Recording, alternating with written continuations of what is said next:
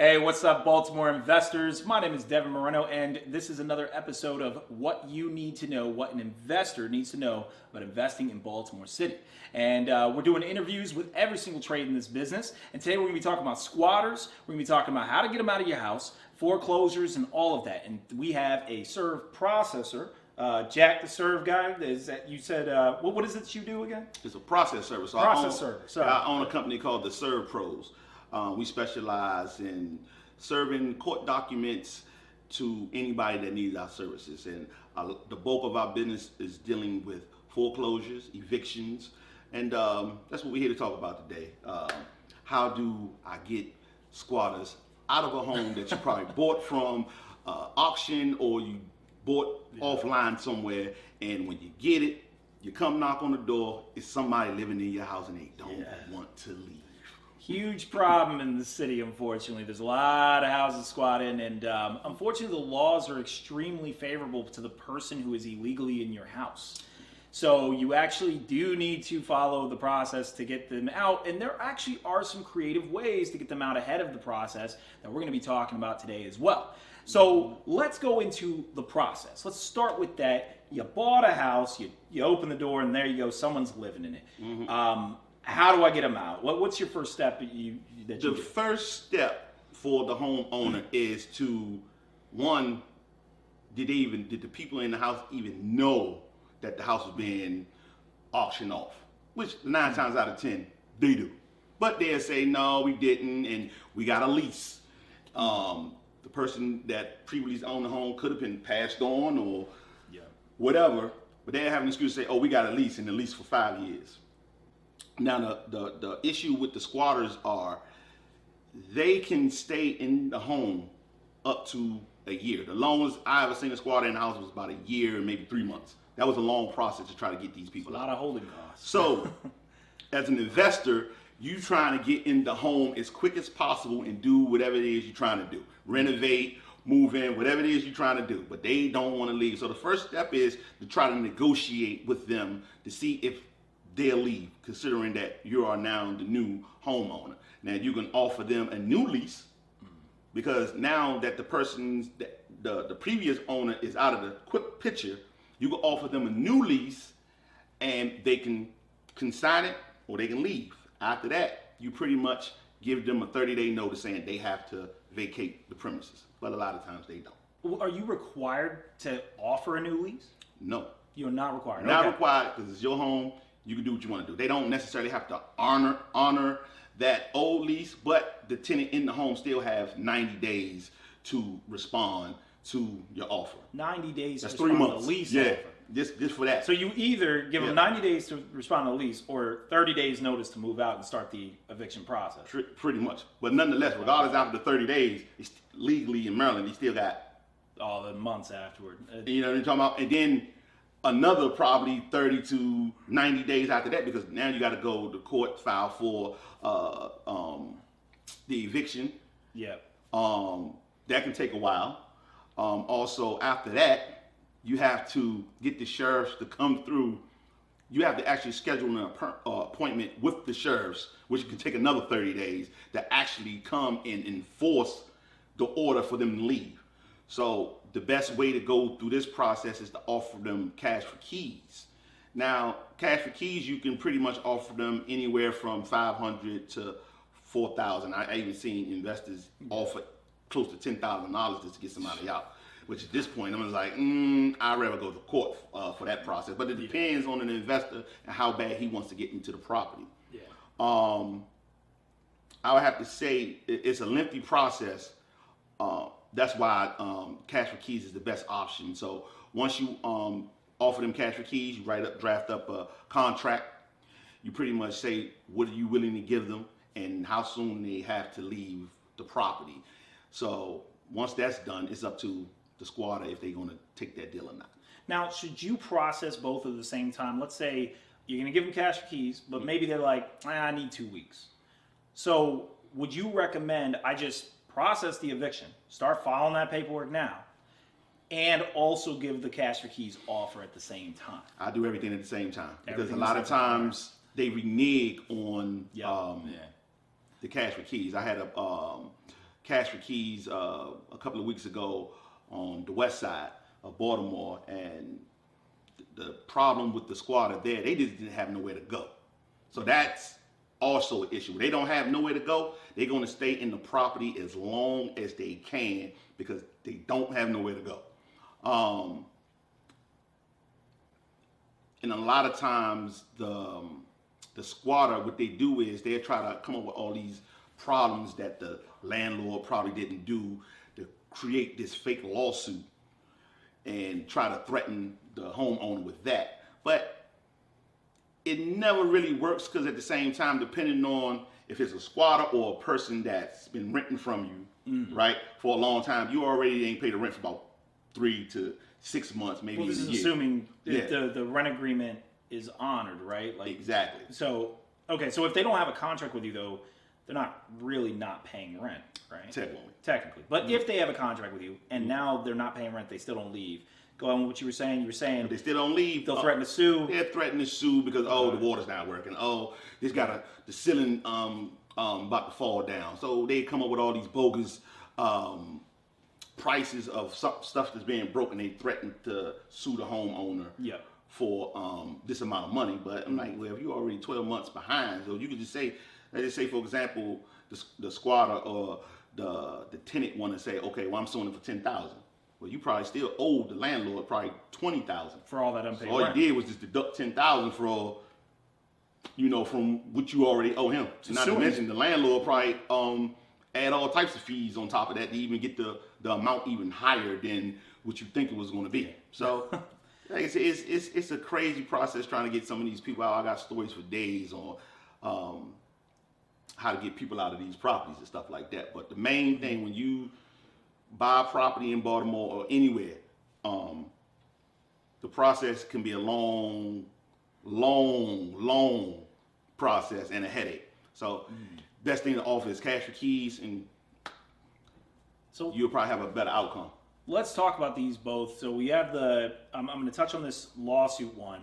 So basically this works even if they're not a squatter, they're actually your regular tenant. Just you rented to them, they stop paying rent, they threaten to sue, and then you just counter-sue, and it just basically reduces them out. I normally just go in there and just try to negotiate with them and basically give them a sense of reality of how the outcome going to be. Bottom line, you're leaving the house. It's just a matter of when you're leaving the house. So would you rather leave with some money or you rather leave with your stuff on the curb and leave with nothing? And that's usually for a squatter or a tenant who hasn't paid. So that's why cash for keys is just always a good deal. And like I say, in my negotiations, I usually, because again, the landlord, the owner, they have the right to sue for the back rent. Yeah. And damages to the property. Yeah. So I usually tell them we'll waive that, which you owe the landlord. Yeah. And at this point, it's lost anyway. You're probably not going to get it back. Because the thing is, you have to find a new location. If they don't have nowhere to go, you don't know where they're going nowhere. Yeah. So you still have to find them just to even sue them for that back money that they owe you. Have you ever successfully, how would you successfully find a tenant? Let's say I'm mad, I want to sue this person. I know they got money, because remember, you can't sue someone for no money, right? Like basically, if they have no money, you can't really. It's hard to sue. You can sue them even if they don't have no money, because once you win the lawsuit, you still have a judgment for 10 to 20 years on them. So they can go get a job at McDonald's, and once you find out where they at, you can serve that McDonald's location. They're going to garnish their check, but they probably quit and go to another job. So you chasing them around for like 10, 20 years just over to nothing to get some money. You want to spend more money trying to chase them than what you want to get. So basically, you've never really, well, not saying never really, but you don't recommend trying to chase down the tenant. Just let it go. Let it go. Let it go. All right. Just let it go, because like I say, the main focus is you trying to get them out the house so you can continue to make money off that property. So as far as like what they owe you, if they didn't have money anyway, it's just a waste of time. Yeah. Even going through the court system, depending on how much they owe.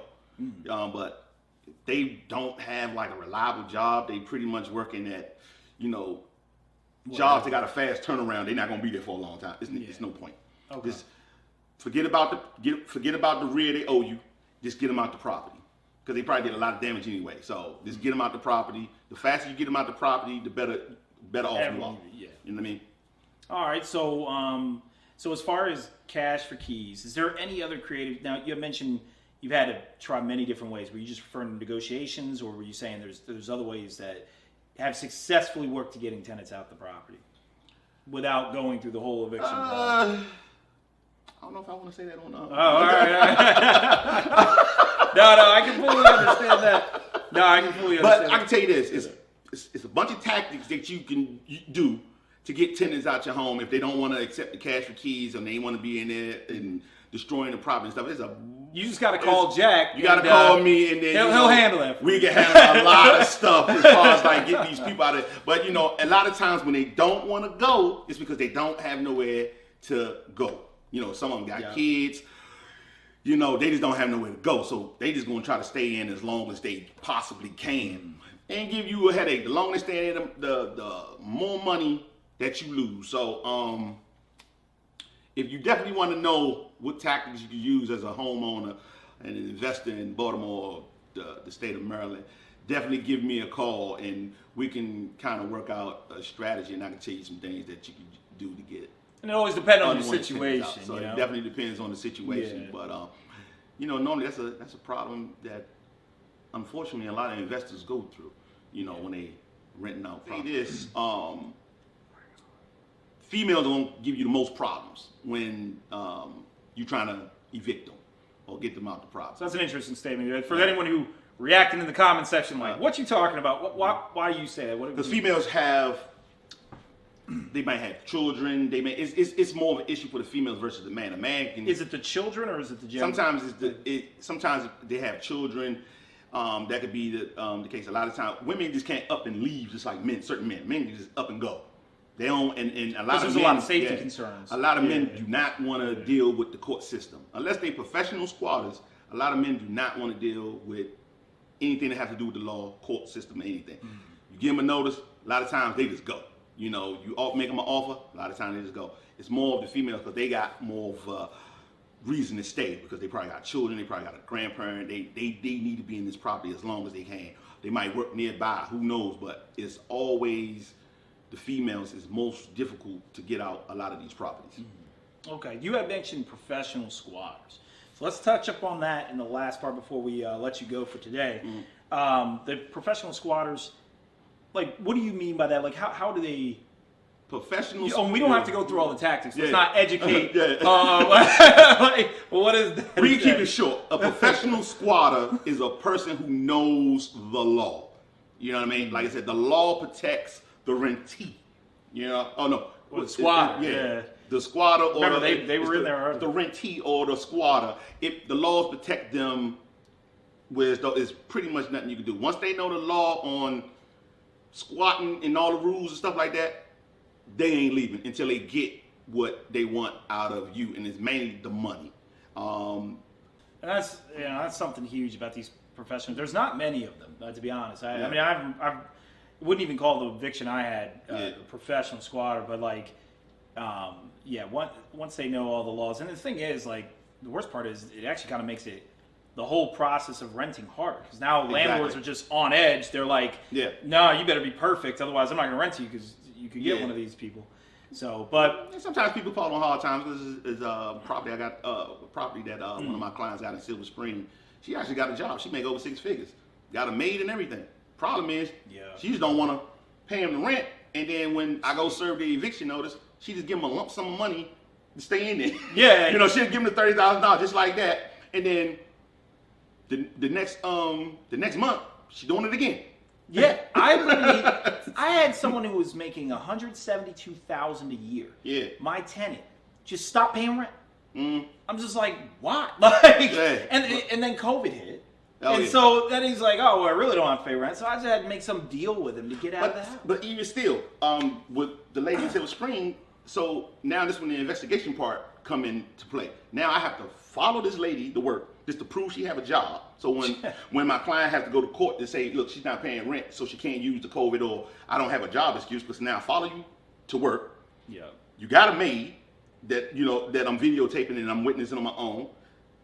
You have no excuse on why you can't pay the landlord the rent. So when it's time to go to court, like always, when it's time to go to court, she just give them a lump sum of money. Now she's talking about, oh, I want to buy the property from you. Nah, I just told my clients, look, just get her out the house. The lease is almost up. Don't renew it. Just get her out the house. Yeah. Well, then, before we round it out, I mean, as far as, all right, so we got let's talk about, well, we hit the process. It was 30 days. You got to go through the whole court system. If you are interested in seeing the entire process of the eviction through the courts, it's the same either way. I have a video on that. We covered that. And I'll actually link in the description below. Yep. And then, otherwise, cash for keys, or negotiation, or call Jack. Call Jack, the serve guy. Devin will put a link to my videos. I have a YouTube channel called The Serve Pros.